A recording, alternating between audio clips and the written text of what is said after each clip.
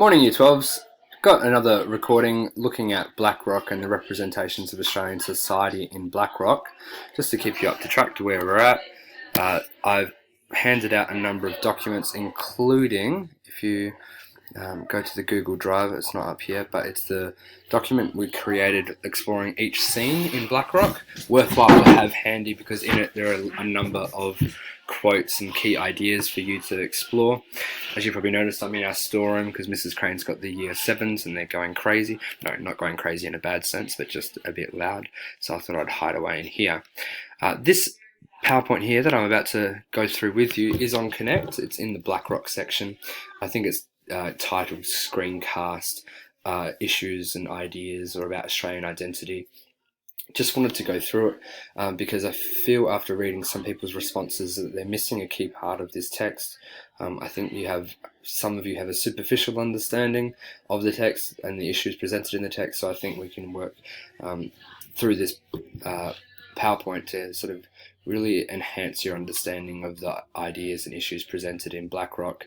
That Google Drive document will also help, and I've printed out copies for everyone that I'll hand to you today. So as we go through, I would encourage you to take notes. Pause the video where you need to. It's not a long video, it's just going through about 5 or 6 slides, but please feel free to take down whatever you need. So here we go. To the objectives, we're going to just look at aspects of Australian society presented in Blackrock. Notice underline, every PowerPoint I use, underline Blackrock, underline 1996 in brackets. Then we're going to consider the attitudes presented, and then finally looking at the dramatic conventions employed to present the ideas. Now there are a number of resources that I've put up that explore the dramatic conventions. So, sorry, a bit of a pause there. I'm trying to highlight a few things in this PowerPoint where it won't let me, but that's okay. So if we continue through, so looking at Nick Enright's, I haven't changed the title, but that's okay. So this was an essay question that I've used in the past when considering Blackrock, and I think it's a great way to frame this little lecture here. So Nick Enright's play, Blackrock, explores issues which provide audiences with a confronting insight into Australian youth culture. Discuss how the play explores these issues and positions audience to respond. Remember, how is that construction element, how is it constructed using the dramatic conventions, verbal and non-verbal communication, and then discuss, provide points for and against. How these issues are position, and that positioning is very Year 11 ATAR, but we'll also find that coming through in Year 12 ATAR. So it's through this lens that we're going to explore the next few slides. Now, key terms to use when answering these types of questions, or key terms to use anyway, are outlined here: conventions, techniques, dialogue, verbal and non-verbal communication. So I've put that verbal obviously includes dialogue, but non-verbal include things such as stage directions, props, costuming, staging, construction, audience positioning, representations, values and attitudes, and perspective. So always good to use these terms in your writing, but obviously the terms that you use will be dictated perhaps by the question. So just keep that in mind, that these terms are the meta language of English, and the meta language is rewarded when obviously used appropriately. If we looked at the next slide at some of the aspects of Australian cultural identity presented, there's this emphasis on there's this emphasis on the physical as opposed to that mental achievement within the text. I suppose there's ideals of, physical dominance is valued over emotional security and emotional strength, and that's recognised and put forth through the characterisation of the likes of Rico and Jared. To be or to show any emotion is to be a queer dog, as Rico asserts to Jared when he said, "I miss you, mate." So there's that emphasis on the physical as opposed to the mental. The concept of mateship is explored thoroughly throughout, and I suppose that idea of Australian mateship, which is, I suppose, something that's ever evolving, but aspects are consistent and have remained, I suppose, stagnant within society. I think mateship is, different for different genders, but also different for different classes and groups of people. What it means to be a mate for one person is very different to the other, but there are these generalized views and assumptions of what it means to be a mate, and that concept of Australian mateship. It's very somewhat derogatory in Australian concept, in that we're always putting our mates down, but mates do always tend to take the floor. They're always in, the forefront, more so than girlfriends, boyfriends, and romantic relationships and family. Mateship reigns supreme, and we can see that within this text, where we've got people covering up the mishaps of others and covering up violence, and it's through silencing that and the mateship, the strong mateship that exists, and that protection of the lads that has led and drives the plot of this play. That follows on to the role of violence within the text, and we know that this entire play is set around the tragic murder and death of Tracy, as an extension of Lily in 1989. What is the role of what is the role of violence within this text, and how does it frame the reactions from the different characters that we experience? We see, obviously there's the brutal murder, the brutal sexual assault, as well as the subsequent murder. But then you've got other incidents of violence and aggression, whether it be Len as the boxer and the implied domestic violence. There's also Jared, when he's throwing and hurling the cup away from his girlfriend. So violence, and I suppose, is inherently linked to mateship, but it's also linked to the masculine ideals. What does it mean to be male? Well, it's to be violent, to be gruff, to be physical. And then I don't know why I've got this classless illusion. I can't recall why I've put that down there. So just ignore that for the time being. A fair go. Again, it does come through on this, cultural identity, in that we in the town of Blackrock are wanting the boys to be given a fair go, and it's that ideal that comes through in lots of Australian texts. But also think about the fair go for the marginalised, for the Tracys, for the women in this text. What constitutes a fair go when the community is working so against Tracy and so against the marginalised in this text, that this concept of a fair go, or a fair go for whom or for what? Well, it's for the masculine identity, it's for the masculine pride. So that male privilege comes through. And then each of these representations encourage the reader to question the overall moral righteousness, logicality, and rationality of the Australian society. So this text really calls into question Australian ideals and identity, and I think it does this through the exploration of those key issues. Now, these exploration reminded me of a text I did when I was at university called Enter Achilles. So it was a dance production piece that I watched in a performing arts lecture. And it was really interesting to see how different modes can communicate very similar messages. So what I've got here is the URL for you to have a look at, but I really liked the blurb that came from the site. So hopefully you can see all this. I'll read it out to you, but I think there's something that can be said, and we can relate that directly to Blackrock. So Enter Achilles is a funny, cruel exploration of the male psyche. Enter Achilles is set in in a typical British pub, a shabby, nicotine-stained boozer. Pop songs tumble out of the jukebox. There is football on the TV, and the 8 men lark around, pint glasses in hand.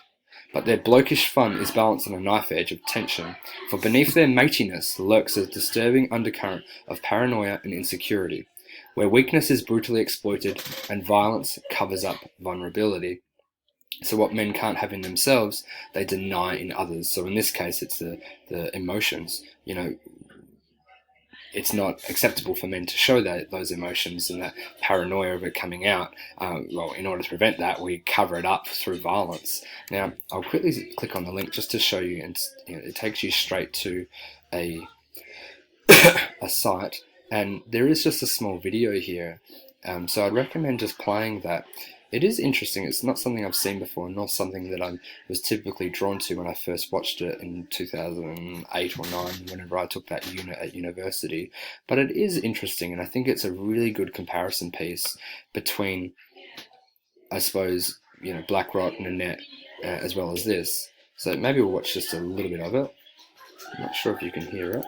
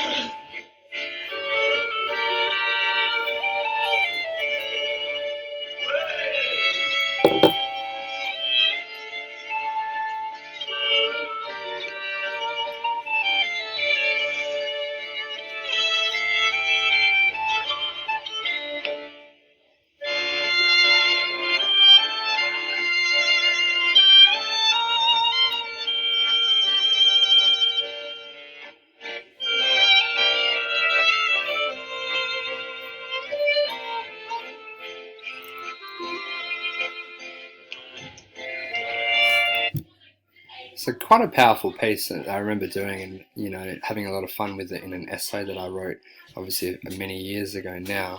But it's worthwhile having a look at this. The whole video production is on YouTube, so it's easy just to put down, and just as something interesting that might add to your understanding of the concepts put forward.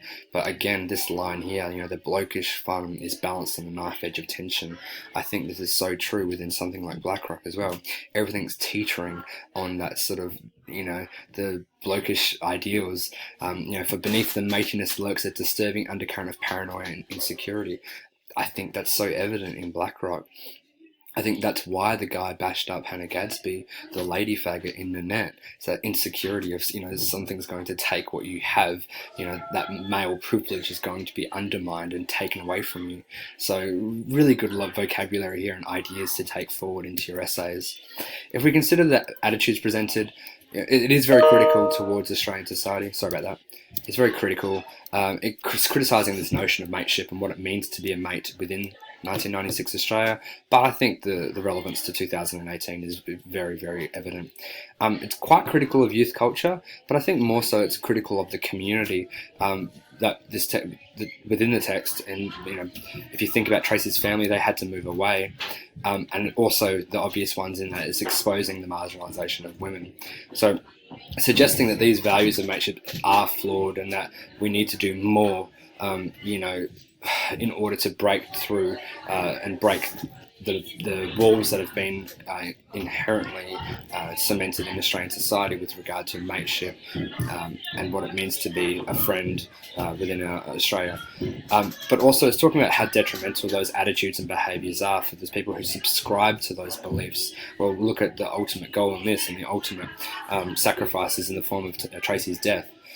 So this is how toxic and how toxic and detrimental this insecurity and paranoia is, because they're trying to find that belonging. Males are trying to find that belonging, but they need to reconcile the belonging to a part of a group, but what it means to be male, but then also find their belonging emotionally, and being able to balance that emotions is what we see in Jared's transformation, as well as Jared's progress and changes within the text.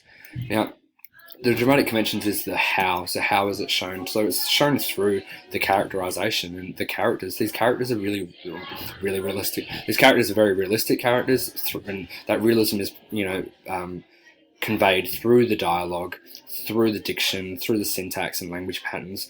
Notice that the males never typically have long monologues. It's normally monosyllabic, simple sentences, because it's trying to convey that males don't have control of their emotions, therefore they only speak, very staccato.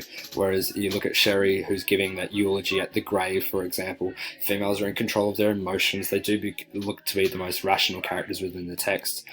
Don't forget the non-verbal elements and the symbolic nature of certain sets. The sea, for example, versus the Blackrock Community Club, the beach, the Ackland household. Also think of the stage directions used, the plot and symbolism. Now, there's a number of resources here that have been uploaded to connect. I'm not sure if it's going to work now, but I will just see if it's come up. So I've uploaded these. So these are just some close study questions of dramatic conventions. So whenever you're looking at the how, have a look at some of these questions to sort of dig a bit deeper, because I think it's quite worthwhile. So hopefully, students, that's given you a bit of an idea of what to consider when looking at, I suppose, cultural identity, belonging and Australian mateship within Blackrock. So hopefully you got some decent notes. Thank you.